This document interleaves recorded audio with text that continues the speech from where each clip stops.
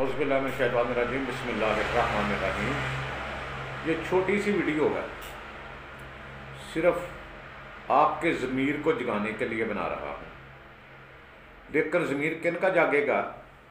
जिनमें इंसानियत होगी। जिनमें इंसानियत नहीं है उनका ज़मीर जागना कहाँ से है? तो आपने ये देखना है कि जो इस वक्त आटे की ट्रकों के पीछे लाइनें लगी हुई हैं, पता नहीं कितनी लंबी और कितनी कितनी लाइनें लगी हुई हैं, वो किन लोगों की हैं ये आपको मैंने बताना है। बल्कि आपने खुद भी देखना है, चेक करना है कि ये लाइनें किन लोगों की हैं। इन लाइनों में आप सिर्फ एक औरत दिखा दें जो शराफिया की हो, ब्यूरोक्रेट्स की हो, फौज की हो, इनकी कोई बहन हो, इनकी माँ हो, इनकी बेटी हो, इनके कोई रिश्तेदार अजीज़ हों, बल्कि यहाँ तक कि इनकी कोई निगरानी भी हो जो ट्रकों के पीछे भाग रही है। ये सब हमारी माएँ बहनें हैं, गरीब लोगों की माएँ बहनें हैं, वोटरों की माएँ बहनें हैं, सपोर्टरों की माएँ बहनें हैं। उनको तो परवाह नहीं, मर रहे हैं तो हमारे मर रहे हैं, वो तो सुकून से बैठे हुए हैं। क्या आप में इतना ज़मीर है, इतनी गैरत है कि हम इन सब को, जो चोर हैं, लुटेरे हैं, डाकू हैं, इन सब को धत्कार दें, इन सब को छोड़ दें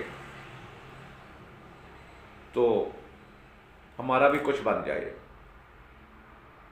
इनमें कौन शरीफ आदमी है, कौन पारसा है? एक ही बता दें, इमरान शरीफ है, नवाज शरीफ है, शहबाज शरीफ है, जरदारी शरीफ है, शेख रशीद शरीफ है, परवेज लाई शरीफ है, एनीवन कोई भी इनमें शरीफ है जो पारसा है तो वो बताएं। हम भी आपके साथ इनके जलसे जुलूसों में जाएंगे, इनकी जगह मार खाएंगे, इनकी जगह गोलियां खाएंगे। अगर नहीं ना कोई तो कुछ खुदा का खौफ करो। अल्लाह रब्बुल इज़्ज़त ने उस अतीउल अमर की अतायद करने का हुक्म फरमाया है। अतीउल्लाह व अती रसूल व अतीउल अमर किसका? जो अल्लाह के अहकाम पर चलता है, जो उसके प्यारे महबूब सल्लल्लाहु अलैहि वसल्लम की सुन्नत पर चलता है, उस हाकम की तायद का हुक्म फरमाया है। जो चोर है, लुटेरा है, डाकू है, उनका तो हुक्म नहीं फरमाया। जो हमारे मुंह से निवाले खींच रहे हैं उनकी तायद का हुक्म नहीं फरमाया।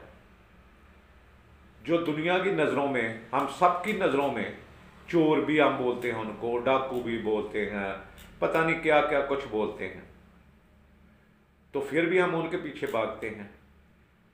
ये हमारी गैरत है, ये हमारा ज़मीर है, ये हमारी इंसानियत है। कभी सोचा आपने? क्यों नहीं सोचा? अगर नहीं सोचा तो क्यों नहीं सोचा? सोचने का वक्त है, ज़मीर को जगाने का वक्त है। किसी लीडर के पीछे ना जाएं तो मामला सब ठीक हो जाएगा। इनको आपस में मरने दें, मामला सब ठीक हो जाएगा। ये जो 2-3 हज़ार के लोग हैं ना, जो असम्बलियों में वही आते हैं वही जाते हैं, इनको मरने दें, इनको जलील होने दें। इनकी जगह तो हम जलील हो रहे हैं, इनकी जगह तो हम गोलियां खा रहे हैं, इनकी जगह तो हम सब कुछ कर रहे हैं। मेरे प्यारे महबूब सल्लल्लाहु अलैहि वसल्लम का फरमाने अजीम है कि एक वक्त आएगा कि अपने वालिदैन को गालियां निकालेंगे। तो सहाबा कराम रज़ियल्लाहु ताला अन्हु परेशान होकर पूछने लगे कि ऐ मेरे प्यारे महबूब सल्लल्लाहु अलैहि वसल्लम, अल्लाह के प्यारे रसूल सल्लल्लाहु अलैहि वसल्लम, हमारी जानें भी आप पर कुर्बान, क्या वो वक्त आएगा कि औलाद वालिदैन को गालियां निकालेगी? तो मेरे प्यारे महबूब सल्लल्लाहु अलैहि वसल्लम ने इरशाद फरमाया, हाँ, जब तुम किसी को गालियाँ दोगे, किसी की माँ को गाली दोगे, किसी की बहन को गाली दोगे, किसी के बाप को गाली दोगे, तो वो तुम्हें देगा, और वो वक्त आ चुका है। अगर हम किसी को गाली देंगे तो वो हमारे माँ बाप को भी गाली देगा। हम डायरेक्टली ना भी अपने माँ बाप को गाली दें, लेकिन जब मैं किसी को गाली दूंगा वो मुझे भी गाली देगा, तो वो मेरे माँ बाप को मेरी ज़ुबान से ही गाली तस्वर होगी। ये आपने कभी सोचा ही नहीं। हमें सोचने की फुर्सत क्या है? हम तो इन चोरों लटेरों के पीछे भागें, हम इन चोरों लटेरों का दफा करें, यही तो हमारा एक काम है। ये हमारा काम नहीं। हज़रत अली करमुल्लाह वजहू जब इक़्तिदार में आए, खिलाफत ली, कूफा में गए, तो क्या लोगों से फरमाया था कि ये देखो ये सूटनी पे मैं आया हूँ, ये देखो जो लिबास मैंने पहना हुआ है, ये देखो जो चीज़ें मेरे पास हैं, जब मैं वहाँ से जाऊँ तो अगर मेरे पास कोई ज़्यादती हो तो मुझे रोक लेना, मुझसे ले लेना, वो तुम्हारी होगी, मेरी नहीं होगी। हम उनके पीछे भागते हैं, उनका दफा करते हैं जिनको हम खुद ही चोर कहते हैं, खुद ही डाकू लुटेरे कहते हैं, खुद ही उन्होंने पता नहीं किन किन अल्फाज से पुकारते हैं। हम उनके पीछे भागते हैं।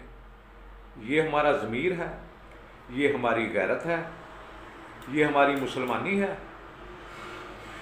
ऐसे मुसलमान के अल्लाह रब्बुल इज़्ज़त को कोई ज़रूरत नहीं जो चोर का दफा करे, जो डाकू का दफा करे, जो लुटेरों का दफा करे, जो कातलों का दफा करे, वो भी उस ग्रोह में शामिल है। जो उसकी सज़ा है वो ही तुम्हारी सज़ा है, जो इनका दफा करते हो, अपनी जानों पर खेल कर इनका दफा करते हो। मेरी माएँ बहनें इनका दफा कर रही हैं, तो वो भी मेरी माएँ बहनें हैं जो ट्रकों के नीचे भाग रही हैं और मर रही हैं आटे की खातर, रोटी की खातर, एक लुकमे की खातर। वो भी माएँ बहनें हैं, वो भी हमारी माएँ बहनें हैं। वो बाहर से नहीं आई कि वो नहीं पाकिस्तानी नहीं है, वो भी पाकिस्तानी माएँ बहनें। कुछ उनका ही ख्याल कर लो, कुछ उनका एहसास कर लो। इन लुटेरों को, इन चोरों को, इन डाकुओं को आपस में मरने दो। खुदा की कसम पीछे हट जाओगे तो पाकिस्तान असल डिगर पर चल जाएगा। ये उनका कसूर नहीं, ये हमारा कसूर है। हम उनको मौका देते हैं, हम उनका दफा करते हैं, हम सब कुछ उनके लिए करते हैं। कभी अपने बाप के लिए भी इतना दफा किया, अपने घर के लिए भी इतना दफा करते हो जितना इन चोरों डाकू लुटेरों का दफा करते हो। ये सोचने का टाइम है, सोचने का वक़्त है। खुदारा मेरी आप सब से रिक्वेस्ट है कि इन सब को छोड़ दो और सीधे रास्ते पर आ जाओ और अल्लाह रब्बुल इज़्ज़त से दुआ करो कि ऐ रब्बुल इज़्ज़त हमें वो हुक्मरान दे, वो हाकम दे जो तेरी रज़ा पर चलने वाला हो, जो तेरे महबूब सल्लल्लाहु अलैहि वसल्लम की रज़ा पर चलने वाला हो, जो तेरी अहले बैत की रज़ा पर चलने वाला हो, जो आइमा कराम और सहाबा कराम की रज़ा पर चलने वाला हो। हमें ऐसा हुक्मरान अता फरमा जो तुम्हें पसंद है, जो हमारे लिए, हमारे मुल्क के लिए बेहतर हो। हमें वो हुक्मरान अता फरमा। तो खुदा की कसम अल्लाह रब्बुल इज़्ज़त बिल्कुल अता फरमाएंगे, वो कभी हमारी दुआ को रैगा नहीं जाने देंगे।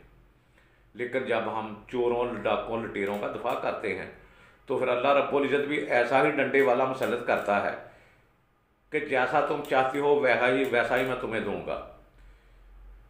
आपने देख लिया इस वक्त महंगाई किस डिगर पर जा रही है। गरीब आदमी को रोटी नहीं मिल रही, पानी पीने के लिए नहीं साफ मिल रहा।